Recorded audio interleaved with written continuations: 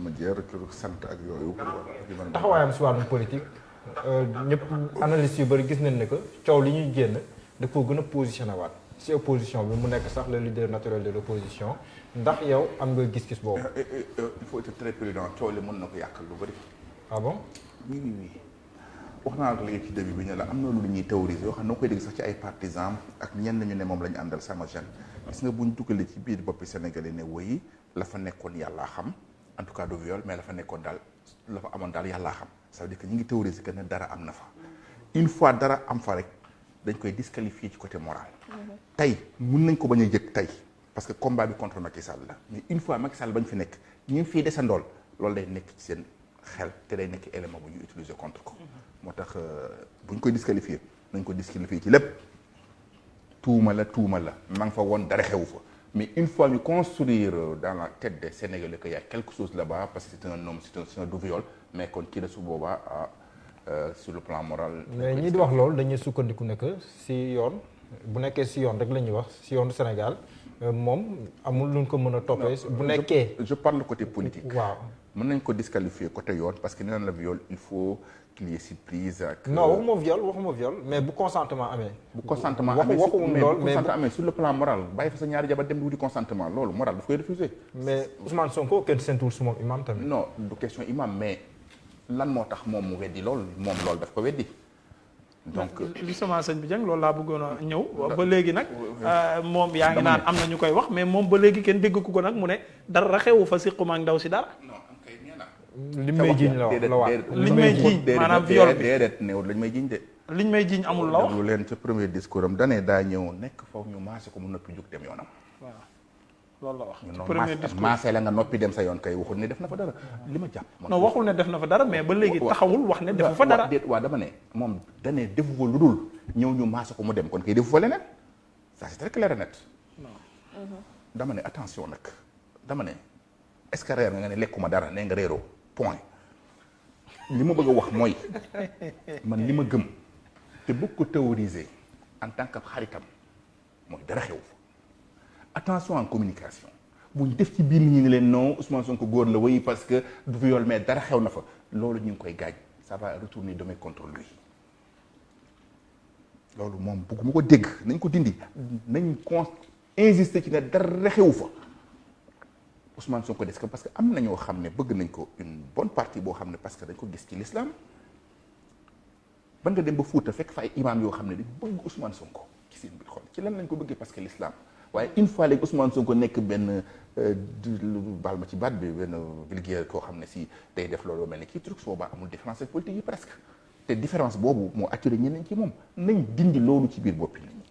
est-ce que dara am na fa bu fa dara amee ñi koy wax te ànd ak Ousmane Sonko ñu ngi koy yàqal bëgguma dégg loolu man de su ma gëmoon dara am na fa du ma ko jàppale te it maa ngi ñaan yàlla te gëm ko te jàpp ne dara amu fa te di ko ñaan yàlla nag te jàll bu fa dara am.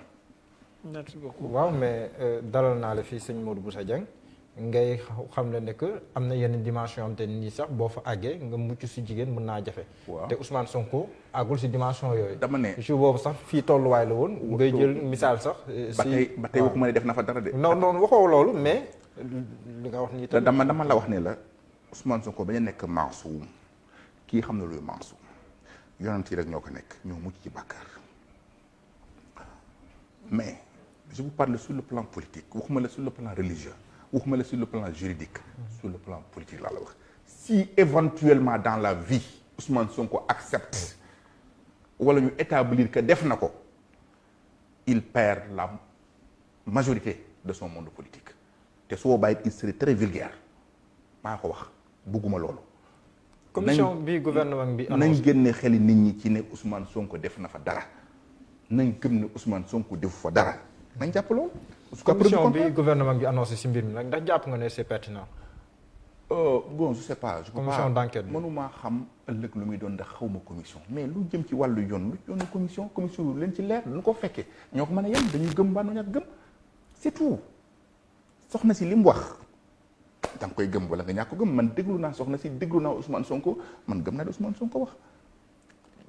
mais waxaat naa ko de buñ fi établir ne kee bàyyi na fa ñaari jigéen dox guddi ngir dem di wuti kee parce que attention benn vengeance day yàq junni dëkk buñ xasee nangu ni lii am na rek bul xamante lu ci topp moom kay dañuy bokk refuser tout en bloc wala ñu accepter bokk lépp en bloc mais ay non daa def lii mais ni lii non non non du tout parce que su boobaa kay kon dëgg-dëgg nag su fekkee ne moo fa dem moo te def ki am na c'est une faute politique pas morale oui mais pas juridique encore moins religieux mais c'est plutôt politique di nga gis ëllëg ki si biir dina nekk une arme contre lui boo xam ne ñi koy jàppale tey dañ ko jëfandikoo contre moom parce que 80% ñu ànd ak moom ànduñu ak Ousmane Sonko mais dañu contre Macky Sall une fois Macky Sall quitte ñooñu lay bàyyi waat ak Ousmane Sonko su boobaa dañuy plané waat ombre viol dañuy plané waat ombre benn góor boo xam ne si day génn ko di dem di def loolu su boobaa vraiment dañ naan benn nouveau viol rek comme ñëpp. parce kon est-ce que mu nekkul moom moo ëpp intérêt pour yoon def liggéeyam si wàllu. bu déedéet nekkee il est innocent yoon ba tey mënu ko établir parce que am na vérité tout court ak vérité juridique yoon mën na ko condamner te fekk du moom parce que yoon ci kiiwu juge bi mooy sujet rek ci conscience am il est libre il n'est pas lié or yoon mën na ko blanchir fekk mooy moom mais dafa am benn tribunal bu ëpp solo muy nit ñi peuple bi lan lañ jàpp parce que sur le plan politique loolu moo valable loolu na fexe ba nit ñi jàpp ne du moom man loolu laa bëgg ñëpp gëm ko loolu laa bëgg ñëpp jàpp ko ni ma ko déggee ak ni ma ko gisee teguma ko c'est tout. sañ naa ko sañu ma ko. voilà et puis ñi koy jàppale yi nañ moytu di jéem a def ci boppi nit ñi dara am na fa gëm naa ne dara am fa. Baara. waaw man sama laaj dafay jëm ci après affaire Sweet Beauté bi dañu gis ne dafa dem ànd ak seeti ji ñu bëree bëri ñoo xam ne ñu ngi nekk ci côté kuje gi est-ce que nekkul tamit bëgg a nekk coûte que coûte président moo tax muy dem di seeti ji ñooñu aussi tamit di jouer waale aussi tamit ci côté alliance ak yooyu noonu quoi. mais sañ na ko c'est un politique. parce que autant dañ doon dégg mu ne am na ñoo xam ne du collaborer ak ñoom te tamit ñi muy dem di ànd ak tamit. waaw dama ne xam nga mooy toujours li may wax ci Macky Sall bu ma laajee may leen man du ma sujet nit damay sujet ay fait suñu borom ci boppam alxuraan yëpp li mu ci wax mooy wa may yaamal ak man amila jëf rek la yaate parce que même boo sujet nit ba qualifié ko suñu borom ñi qualifié woon yéefar am na ci ñëw après nekk ay jullit Seydina Omar ibnul Xattaab yéefar la woon ak ci saxaaba yi ñu bëree bëri asxaab boo leen limee ñu bëree bëri ñoo xam ne ay yéefar la ñoo mujj noonu ay jullit ba mujj am ci darajaat yu kawe ci l'islam kon nit ki doon lii la définitivement point yàlla mosul def loolu l'islam nanguwul loolu nañuy sujet rek ay jëf voilà. da nga am parti politique. waaw c'est chef de parti bien sûr. nu mu tudd. union des groupes patriotiques. en général yow kese la ñuy gisee. la ñuy dégg wax naa ko bëgg dem ci Walfadjri yi maanaam ni ma commencé la ba ma commencé position yi ma doon défendre man dañ ma ko daan def ñi ma àndaloon ci collectif des jeunes chefs religieux su ma ne ko mosaan wax contre Abdoulaye Wade loo ma laajoon léegi kële côté maanaam le fait que Ousmane Sonko di dem di seeti ji ñenn ñi nga xam ñoo nekk ci. voilà ko jéggi donc li ma bëgg a wax léegi ci nit de soo qualifié muy nañ bàyyi noo kii c'est un socialiste. comprendre nga c'est un socialiste x ko exemple bi demee ci Moussa Diop ñu ne way tuumaalu nañ Moussa Diop tey mu ñëwaat ànd ak moom dama ne bon sens amul couleur politique amul appartenir au libéralisme appartenir au social appartenir au dara mun na nekk ci socialiste bi mun na nekk ci libéral bi mun na nekk ci ku mën a doon fu ko nit fekk rek na ko fa jëli tey kii tuumaal nii tey ne mooy nit ku bon mais ëllëg mën na nekk nit ku baax sénégalais yi politique noonu lay doxee ñaata nit lañ fi refusé accepté waat leen Ousmane Tanor Dieng mi ñu fi jëlee socialiste yi moom rek lañ bañoon mais après indi waat nañ ko ba dal ko lu bëri ainsi de suite bari na tey public ñu rejeté tey mais ëllëg dañ lay jëlaat donc kon pour ñu jël nit rek ne lu tax Ousmane Sonko dem ci diw. waaye nag sëñ bi Dieng li ma bëggoon a toftal ci loolu mënuñu nag tey jii bu ñu taxawee di xarab surtout ñi nga xam ne nekkaguñu woon ay politiciens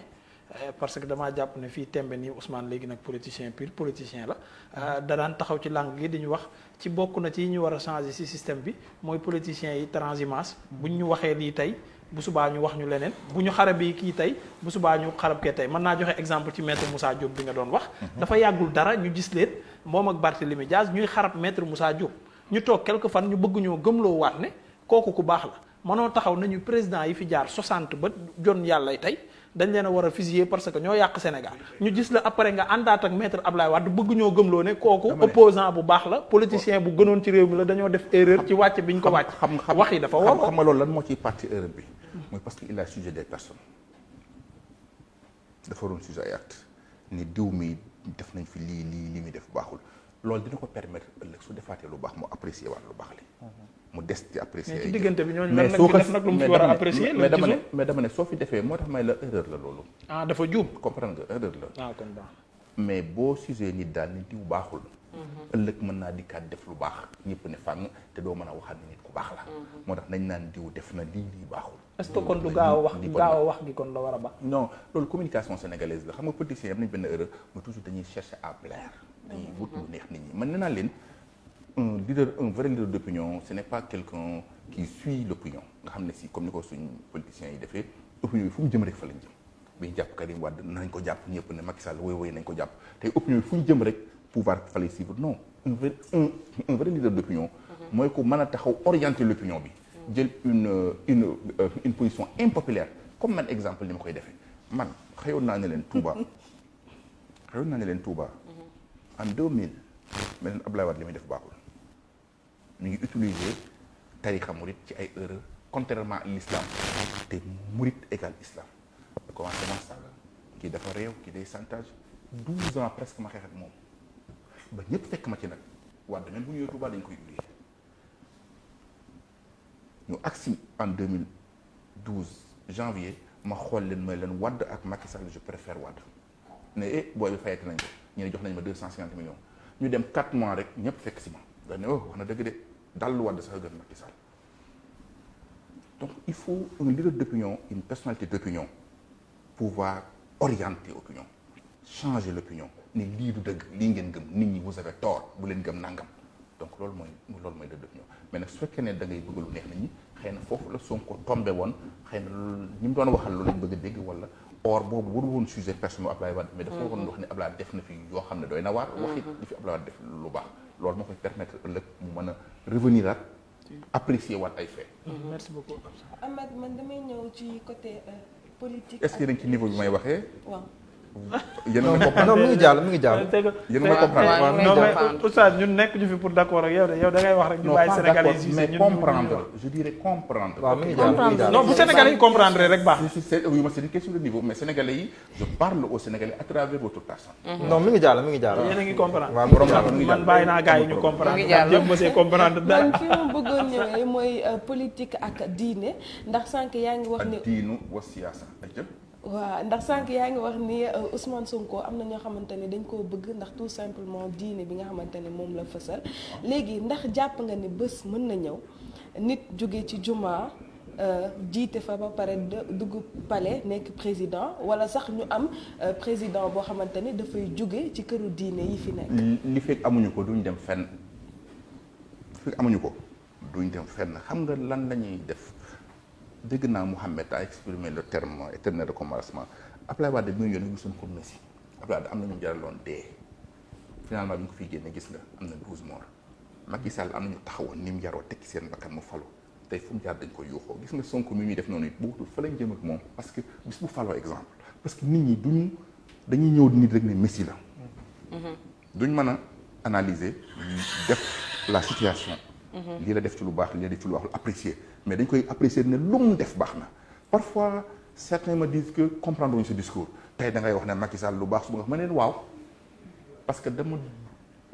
fidèlu ci benn nit boo xam ne lépp loo def baax na fidèlu ma ci benn nit boo xam ne bañuma kenn ba loo def bon na ku def lu baax ma wax ko ku def lu bon ma wax léegi lu tax nga ne li fekk amuñu koo xamante ne dafay jóge soit dafay nekk imam ci laay ñëw wala ci laay ñëw parce que politique yi dañu échec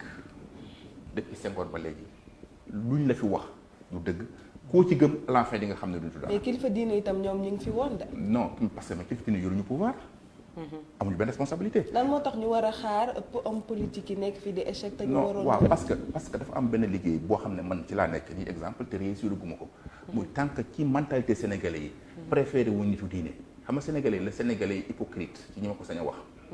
suñu waxee diine ñoo ko fi dax a woote mais tey su fi nitu diine taxawoon ak kenn koy sàcc di leen ñamal il vote pour kii sàcc di leen ñamal. dëgg la. gis nañ ko ci Ablaye Dièye il n'a parlé que la religion il n'a parlé que l'islam proprement dit mënu woon am 2 députés les gens voté pour Ablaye Wade ñu ko Idriss Seck tey bu sëñ Modou Sy ñëwee li ñuy wax nit ñu baax ñaa nga ci daara yooyu jàngale alxuraan c'est pas vrai nit ñu baax ñaa ngi fii politique pour mettre leur main sur le pouvoir pour changer ko comprendre nga tey kuy liggéeyal yàlla góor yàlla bu yéene suñu borom dëgg da ngay ñëw politique xeex jot ci loi yi changer ko pour dimbali l'islam parce que l'islam sénégalais est victime de nos lois d'aujourd'hui danguma la sax mais tey jii nii bu fekkee ne dañoo jël ki nga xamante ne mooy nitu diine daal di ko amener au palais comme yow ni nga ko souhaité ñu jël texte yooyu noonu daal di ko basé sur maanaam bokk loi beer constitution beer code de la famille lépp ñu daal di ko basé si dama joxe exemple moo tax ma ne bu fekkee ne si conditionnel voilà léegi ñu dem ba foofu noonu nit ki daal di jël texte yi changé ko en fonction de la religion musulmane en fonction de l'islam et que nekkul tamit loo xamante ne ñu naan ni ñun suñu pays c'est un pays laïque duñu wute foofu noonu ci lay ñëwaat il faut vous d'abord la presse qui pose les questions exemple ngeen nekk ci niveau discernement pour xam une république islamique avec un homme religieux qui dirige un pays ce n'est pas parce que bu ab religieux ñëwee on change la république ñu def ko république islamique non c'est pas dit waxuma loolu mais religieux yi bu ñëwee morale yi muy am ak ngor yi muy am ak li mu xam ci l'islam day am différence ak ki nga xam ne si du ba religieux dañ ko jàngaloon préparé ko mu nekk journaliste politique parce que koo xamante ni comprendre nga nitu diine dafa am moom même këram valeur la koy yore am na ci nag ay exception lu ne balaa soo ñoon woy siñ diw non lu ne am na exception mais daal de manière générale ki ñu jàngal diine mooy ki ñu jar diine aay woon nañ ko sàcc diine aay woon na ko wor diine aay woon na ko trahir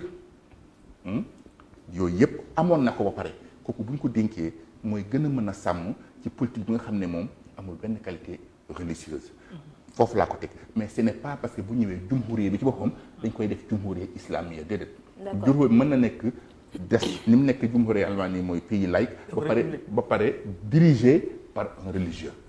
exemple Babacar ñu def nii waa bool bi ayca Babacar man question ma bëggoon poser rek mooy langue politique gi ñu gis fu mu toll nii daanaka ñëpp ñi nga xam ne ñoo bokk ak Macky Sall ñu ngi ci ay meeting fii meeting fële est-ce que loolu nekkul ñëw pour confirmer maanaam 3e mandat bi nga xam ne ñu ngi koy laam-laamee. 3e mandat moom du fi am.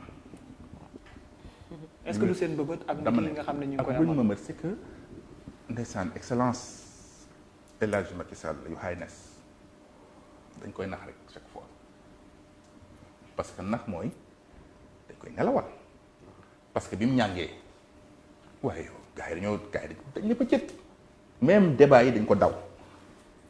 amul benn allié amul kenn ko défendre ba yëf yi jàll nag xam na ne dina jël ay décision ñuy woote ay meeting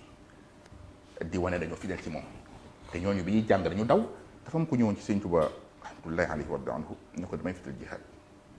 mu ne ko bu subaa ci fajar da ngay dem jullee ci buntu dëkk bi après nga ñëw wax ma lu xew mais nga ànd ak ñi nga war a demal xeex jihaad bi ñu dem foofu juste ñu commencé bëgg a julli mu commencé taw gars yi dispersé dem bi ñëwee ci moom mu laaj ko ne ko lan moo fa xew mu ne ko Mbàkke jotuñu julli parce que bi ñu commencé bay julli kat ci la dokkantu ñëw ñoom ñu daw dem mu ne ko waaw nga xam ne ku mënul xaar dokki ndox du xaar ay bal kon ñooñu nga bëggoon àndal jihaad boo demee nga teg ko fi suuf mais exemple Macky Sall war na xam ne ñii koy wax fidélité bii bi mu ñàngee ñoom ñoo njëkk a daw kon tey bu doon ñàng ñooñu doo fekk kenn point kantaan nag mbooloo mu bari Abdoulaye Wade avait mobilisé plus de 2 millions de personnes dernier meeting am Touba ouverture meeting am Dakar ba ne moom déjà gagné na parce que déjà il y a eu mooy bi ñu génnee 23 pourtant il a été battu en plaque couture à Dakar donc ay mobilisation yooyu ay nax la Macky Sall xam na loolu je pense bi toppaat mooy am nañu naan wéy parce que dañu tëjoon nit ñi bu ñu organiser fii te bu ñu ko organisé fii ay xawaare ak i caaxaan nit ñi dinañ féex nit ñi tëjoon moo tax mais fii gën a tàkk ci Sénégal du Dakar Dakar ak Thiès lañ tàkk moom lañ tëjoon mais Ziguinchor kenn tëju ko woon moo ëpp lu mu tàkk fa la moor yi ëppee Bignona Touba Mbacké mi ngi doon tàkk kenn tëju leen Saint-Louis mi ngi doon tàkk kenn tëju leen donc dañuy nax président bi daal li wér daal mooy y avait un problème de démocratie nit ñi bëgguñu woon fi Macky Sall jaar rek ñam jaaroon ñi ko jiitu woon mu jaar fa ak Ousmane Sonko moo tax xooluñu Sonko lu mu def xooluñu lañ moo ci xew ñëw nañ nekkoon du fi amee. merci beaucoup. waaw kay man laaj bi mooy terminé mooy bu ñu doon xool tey jii nii sëriñ Modou Bousso Dieng ñu comparé ak ki nga xam ne moo di sëñ Modou Kara Mbacké Noreyni ak sëñ Moustapha Sy ak pourquoi pas sax góor gi jéey bi nga doon wax tout à l'heure ñoom ñi nga xam ne ay kilifa diine la ñu woon wala boog diine lañ doon jiital ci seen ay politique fi nga xam ne fa la ñu du mën a lajjee sax mais fa nga xam ne fa la ñu réussir seen politique ndax yow fan lañ mën a xaar ba nga génnee fa stratégie ci côté politique bu ma sañoon en tant que kilifa diine bu yor ma sañoon ñu mu tuddal ñëpp kenn ku ne di yow rek man may man du dëgg. waaw looloo ma dàq. maanaam yow léegi ci ban yoon nga mën a jaar ba réussir. ci laay ñëw dafa am loo xam ne ci man la am joo xam ne ci population bi la. mais danoo gis na tamit parce que question bi li koy gën a firndeel mooy danoo gis ne Sénégal dugguleen ñu gis ay kilifa diine yoo xam ne dañu am parti politique ñu mu lim nii sax peut être ñoom ñoo gën a récent mais gën naa sëñ Moustapha Sy Jamil Serigne Cheikh moom tamit yëngoon na si wàllu politique ak yooyu loolu yëpp tamit est ce que nekkul moom mooy cëslaay question bi loo xam ne du ci ñoom ci nit ñi la wax naa ne la degré sénégalais ci maturité pour comprendre ci l'islam moo des ba léegi li ci des hypocrisie bi moo fi nekk mooy li leen gënal mooy kuy sàcc di leen ñamal loolu lañ xam meeting ba est-ce que neex na léegi di kese naxu di bay politique affaire xaalis affaire intérêt li la Sénégal yi gëm c'est ça la vérité Macky Sall bi ñu woteel xamoon nañ ne bi ñu koy woteel am na ñu fi defoon yoo xam ne si gënul woon ci voté par la force ak ainsi de suite Idriss Seck mi ñëwoon numéro 2 aussi bari nañu ko tuumaaloon dëgg la wala dëgg yàlla moo xam. donc kon Sénégalais daal moo mel noonu tant que demuñ nag ba constater échec gu politique yi plusieurs fois ba ne tey politique du fi falooti comme exemple nii exemple Occident taxawoon ne duñ falati ab nitu diine ba génne laïcité imposé ko tant que àggaatuñ ci duñ fal nit ku dul nitu diine ñu xam ne loolu mooy solution bi kon nit ñi nañ xam ne Sénégalais yi àggul ci maturité boobu mais nag foofu lañ jëm. incha allah te yaakaar naa dinañ si àgg voilà. waaw am na ñaari laaj benn bi mooy élection locale yi ndax di nga ci dem bu dee da ngay am local boo xam moom nga bëgg a xëccoo ban lay doon. yàlla dama dimbale du nattu ndimbal la ma dëkk Touba te Touba di kër jàmbur Serigne Baye tànn ñu ko neex su doon élection ouverte maa koy gagné très largement parce que waa Touba parce que waa dëkk boobu politiquement man lañ bëgg loolu leer na ma. mais nag comme sëñ Bakal la ko maamam moom mooy tànn une seule liste moo fa nekk mooy liste unique bu ñu woowee liste sëriñ bi sëñ Baye tànn na ko neex su noppee tànn mel bu ko neex bàyyee na leen Touba mënuma fa nekk mais tant que sëñ bi tànn ma wala mu nekk élection ouverte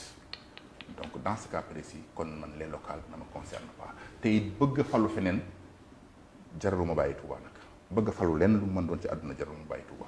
ñu des ba léegi ci Touba Ahmed maa ngi jégalu ba weer ci ginnaaw yaa ngi doon wax ne que moom dafa nekk dëkk boo xamante ne bëri na chômage te it milliards ya nga xamante ne président de la République mu ngi ko jëmale ci wàllum emploi mu daal di mën a gëstu Touba. waaw Touba mooy deuxième ville démographique du Sénégal ëpp ay xale feneen fu mu mën doon sax dina am usine. wala industrie yooyu yëpp amul Touba. Touba la fa am rek mooy commerce bu ndaw ak dawal sareet ak ñaw loolu nag doxatul moo tax jeunes yi sonn wax naa ne plus souvent 11h dina jot wala midi nga gis ay jeunes parfois diplômés parce que ñenn ñi am nañ bac mais ñëw dugg si kër yi di wut luñ gas ñu fay leen 2000 pour ñu mën a am lu yóbbu seen kër xam nga loolu vraiment catastrophe la sëriñ bi mooy mujj chaque événement yaa ngi koy dégg chaque fois ci kuy bi yëpp mooy distribuer plus de 200 millions et quelque pour nit ñi lekk kon su Macky Sall amee lu mu jox Sénégalais yi te waa Touba di Sénégal bokk ci réew mi nekk pourcentage important ci population bi Dakar sax am fi ay yu bëri yu yëngut ci wàllu koom ak fu ñu mën a xëy te yooyu yëpp amul Touba man def nekkoon bien naturellement su koy def te jublu ci réew mi dañ ci bàyyi xel Touba. merci beaucoup sëñ bi on va terminer ak Khadim Sarr ci internet bi nee na ndax da nga am ay relation ak Bougane Gueye Dany Khadim Sarr mooy laaj loolu. su passé ñu invité ma ci kiiwam ma dajeeg moom ci buntu bi nuyu ko benn yoon laa ko mas a gis muy bañ ko convoqué ca DST boobu commissaire Mal mi nekkoon directeur général de police moo nekkoon commissaire DST parce que dafa amoon nangam gasama bu nekk correspondant bu nekk ci Ziguinchor bu laaj rebelle ba Salif Diallo ñu convoqué ko demoon naa taxaw fa ngir jàppale ko man rek maa fa nekkoon sax d'ailleurs def naa maa Gaston Mbengue ñun ñaar rek ñoo fa nekkoon boobu laa ko mas a nuyu. Papis Diop sa laaj oustaz jot na ko laaj sànq moom mooy say ambition politique. donc doon njiitu réew mi waaw Papis doon Diop njiitu réew moo mi doon laaj loolu. dama ne benn ambition laa am doon njiitu réew mi te bu soobee yàlla dinañ ci yegg. ok il est 2h12 Diallo dama lay bàyyi ñu daaneel. balaa imaam ñuy gën a mayal ma imaam mi jox na sama oustaz bi benn laaj. ah oustaz. man li ma lay laaj kon bàyyi ma jox ko sama daaneel bi rek. waaw oustaz ñu daaneel ci yow waaw. bi la Ousmane Sonko seetsee da nga leen teertu ak ñiy jàng xasida juróom na benn polémique bu kii daal ñi da ngay politique xasida yi. dañu réer rek dama ne leen waxoon naa ko ci seen antenne Sénégal bien sûr. naa jotuma ci ñëwaat waxoon naa leen ne leen. bamtu ko. non bantu ko rek. waxoon naa Babacar leen moo la jëloon. nañu dañu xamul lan mooy xasida dama ne leen benn arfu alquran moo gën yonent bi sallallahu alayhi wa sallam mi seen Sëriñ Tuuba xadiisu muttafaqun alayhi xarfum waaxidun min alquran xayrun min annabi sallallahu alayhi wa sallam Sëriñ Tuuba l'a bien repris wa xarfuna alwaaxidu lil qurani afdalu min nabiyina al adnaani ànd naag politiciens yi ba tàyyi xalif général mooy yëkkati kaamil jox leen kon lan la ñuy kon xasaayit waxi noppi dama leen la ma ci réccu woon mooy parce que Ousmane Sonko dafa ñëw ba sama buntu kër ñu soog a wàcc ëllëg bu ñëw këram laa koy jëlee ci xasida est-ce que xam nga gis tool ki ko si lu ñëwoon. ku ma ko xam sax xam booba léegi maa ngi ci coow man coow moom amul problème dama bañ tudd turam garaaw. boo tuddee turam xam fi tudd ku la soob jërëjëf Dieng. bougé ma yoota jërëjëf Dieng waxtaan bi am na solo bu ñu sañoon du fi yem waaye waxtu wi moo ñu daal di xoj dañuy ñëw rek daal di tàggatoo Babacar ba ëllëg incha allah ñu ñëwaat ci li nga xam ne moom mooy actualité bi ak say rinkum yu am. jaajëfal ñëpp di leen jox dig daje ba suba incha allah. merci beaucoup Baara également. waaw Baara yow suba daa mel ni da ngay dem ci suba moom damay bir comme nu nga koy waxee. non suba da ngay ñëwaat de. ginnaaw suba jeudi incha allah ñu ñëw ci ndogu ak dinañ dem kër Pape Sidi Fall c'est un confrère. aussi il a beaucoup de choses à dire dinañ fa dem waxtaan ak moom naka lay wóor ak yeneen yoo xam ne peut-être dina fi jóge ci ay laaj ci plateau bi di jaajëfi ñëpp ñi nga xam ñoo doon seetaan di ziaraat suñu sëriñ bu baax a baax. ayca jërëjëf ba ëllëg oustaz dina ñëwaat ñu jubbanti baat yi. baat yi ñëwee rek waaw maa ngi lay gërëm baax di gërëm ñi ñu doon seetaan ak ñi toogal ci plateau bi ak sëñ Modou macha allah di leen jaajëfal xam naa suba incha allah. incha allah xam naa jàllaabe bi nag moom Mouhamed moom moo ko joxe Mouhamed sëñ Modou Dibo. xam naa dina am lu nu affiché foofu incha allah. incha allah jërëjëf oustaz lii nag muy wane ne nag sénégalais yi nag ñu ngi jox léegi nag gëdd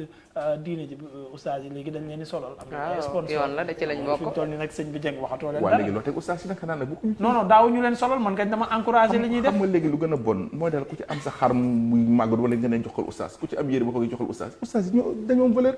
waaw loolu laa wax dama ci kontaan damaa xeeb loolu bokk loolu li ma ci kontaan déedéet mooy simplement li mu nekk événement que soxla nañu oustaz te bu ñu solee journaliste bi amul problème bu ñu solee artiste bi amul problème mais bu ñu solee oustaz bi événement la.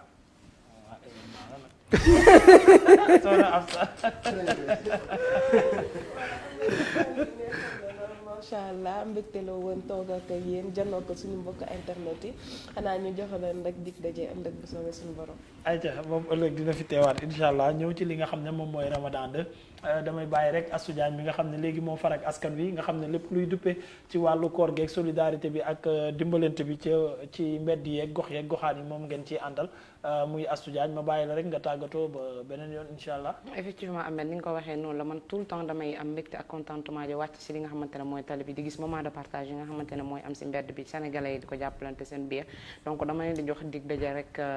jeudi incha allah ci beneen ndogu askan wi. ayca merci beaucoup soxna Maria Diop mooy yaa Seyda moom ëllëg di ngeen ko amaat ci plateau bi mu war leen a indil information yi.